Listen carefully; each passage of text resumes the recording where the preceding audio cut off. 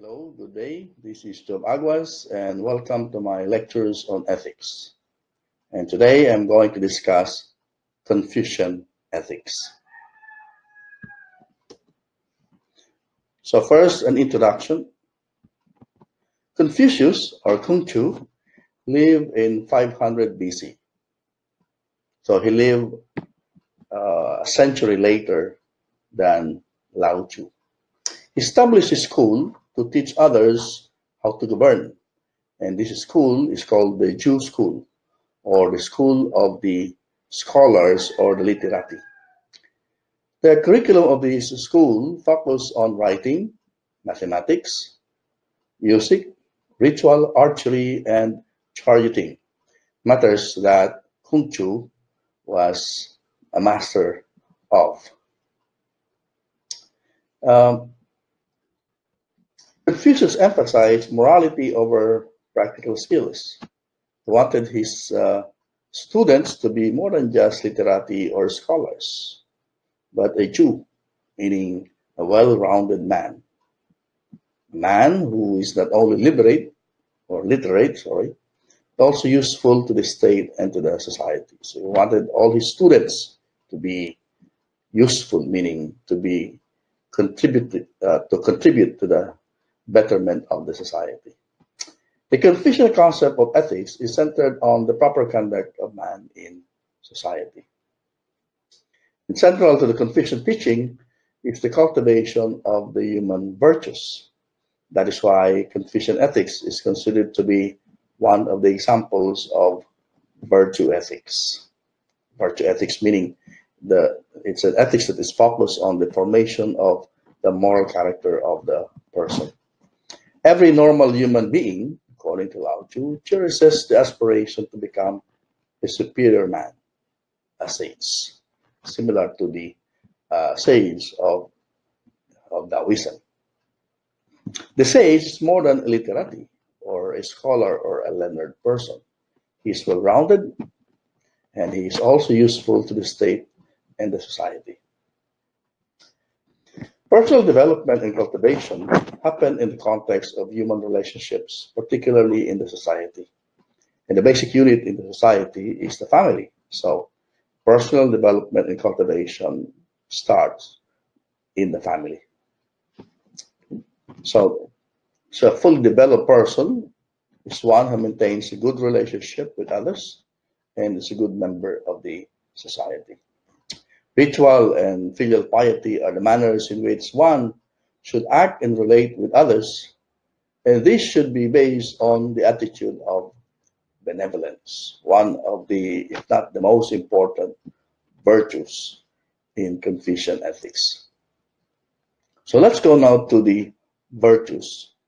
There are several virtues that Confucius taught, but we'll be focusing on the major ones. And we start with Ren. Ren, translated as benevolence or human-heartedness. The doctrine of Ren stands out from the collection of thought that Confucius developed as a central thesis of his whole system. Confucian ethics, politics, and life ideal flows from the Ren, which is considered to be the perfect virtue. But of course, you need the other virtues to really be a virtuous person. Ren expresses the idea of cultivating human relationships, developing human faculties, cultivating one's personality, and upholding human rights, both his rights and the rights of others.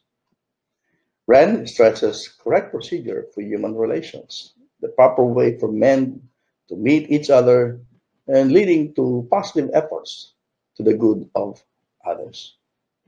Ren, interpreted as benevolence, or you can also translate it as compassion, is a generous and authentic concern for the welfare of others.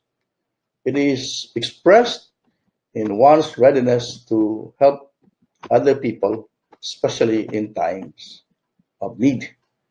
And this quarantine period provides us with a proper, social context to practice Ren, to be mindful of the needs of others.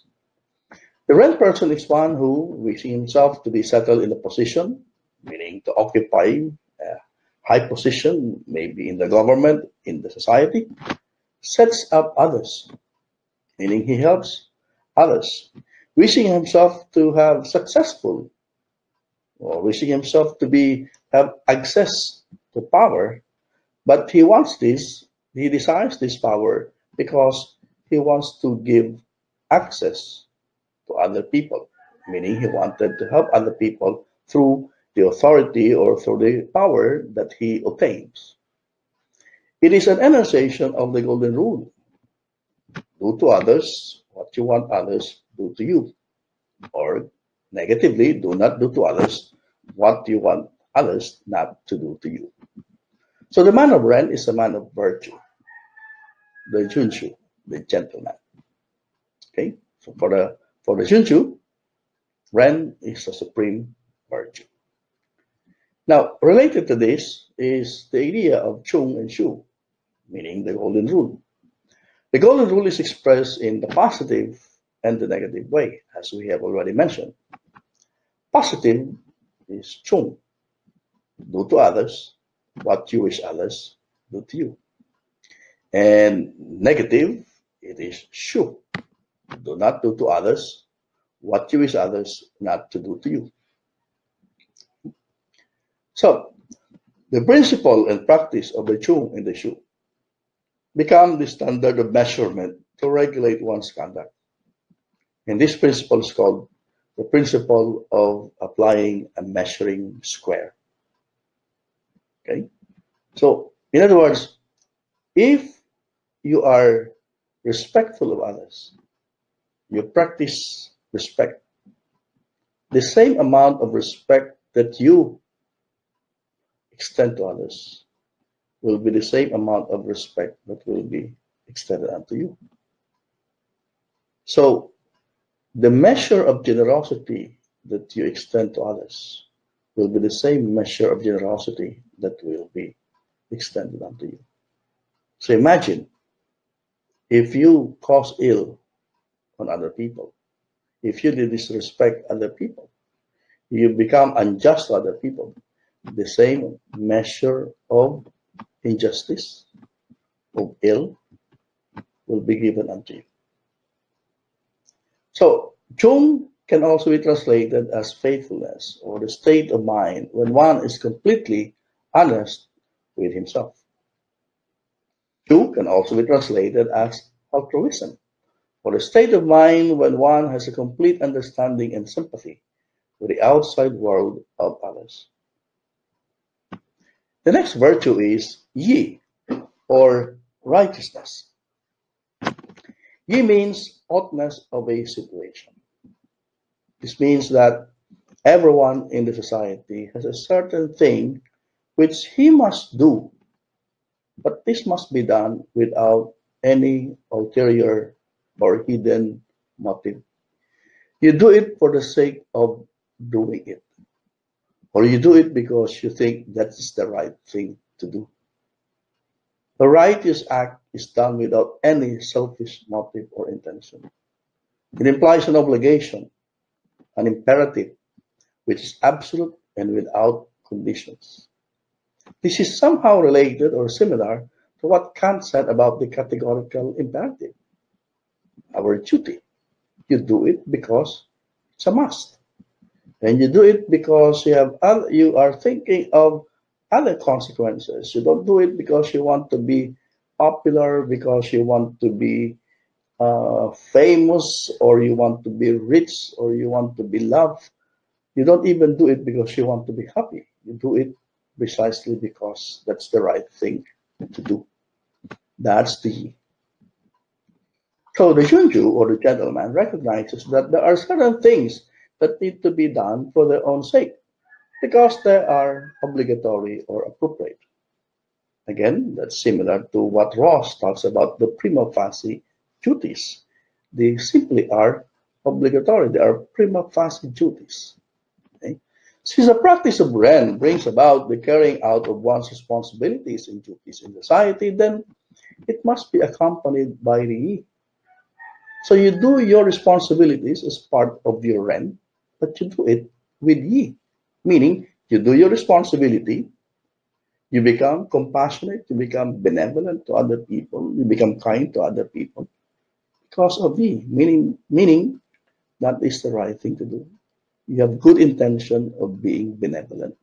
You don't become benevolent because, well, you want to be praised by other people. The next is Li, or propriety. Li, or propriety, is the code of ritual which embodies the essence of ancient culture. Although Li is translated as a code or ritual, it means more in the Confucian tradition. It includes all forms of rituals, especially in connection with the proper conduct of the gentleman or the Jun Tzu. Thus, in the course of its evolution, Li has transformed into a set of general rules of propriety, the regulating principle in a well-ordered society. Thus, from a standard of a gentleman's conduct, it has become an ethical standard that governs the conduct of all men. Li, as the outward expression of moral sentiment and standard of conduct, sheds light on Ren and Yi by bringing the whole conduct into harmony with reason and order. So Ren tells you that you have to be benevolent, you have to be compassionate, you have to establish good relationship with others. Yi tells you that you have to do it without any ulterior motive. You become benevolent because that is the right thing to do. And Li tells you what is the proper way of doing it, the proper conduct. There's always the right way of doing the right things with the right intention. Because you may have the right intention, you may want to be benevolent, but if you do it improperly, it may defeat the whole purpose of being good. You want to be charitable, there's always the right way of being charitable. You want to donate, and then you call the media and the press, take a picture of your donation. That is not Li. That's not doing it properly. The next virtue is sincerity, or Shin. Shin, or sincerity, means honesty and trustworthiness. Shin is being truthful and sincere in our speech. It means fulfilling or keeping our promises and being true to our words. It means being conscientious in performing our duties and obligations to others and to the community. So again, you have to do something, you have the right intention, you're doing it properly, and by all means, you have to be honest, to be sincere in doing all those things. Chin is based not simply on promoting harmonious relationship. It is based on one's love for the virtue. Again, you do you do things not because you want to establish good relationship, but because you love the virtue. According to Confucius, the sincere man acts not because he only wants to promote harmonious relationship. His conduct is always based on the love of the virtue. So you are not performing Ren, for example, not simply because you want to establish harmonious or cultivate a relationship with other people.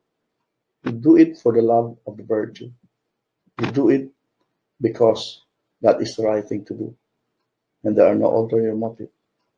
Hence, a sincere man observes the rules of right conduct in his heart, as well as in his actions, in his conduct, in his behavior. The next is filial piety, or xiao. Another fundamental virtue in the Confucian system is filial piety. And Confucius said, filial piety is the root of all virtue. Of all the actions of man, there are none greater than those of filial piety. Very profound, right? Shao is the attitude of obedience, devotion, and care for one's parents and the elderly in the family. Shao is a virtue that motivates children to love and respect their parents, to be concerned for their welfare and comfort, to bring happiness and honor to their family. Remember what we said earlier about cultivating our faculties? Personal development starts with the community, and the basic community is the family. That's where all the virtue starts, in the family. So, but the problem here is that during the ancient times, this shao has been practiced to the extreme because of the patriarchal system that prevailed in China in the ancient times. As a result, the system became faulty.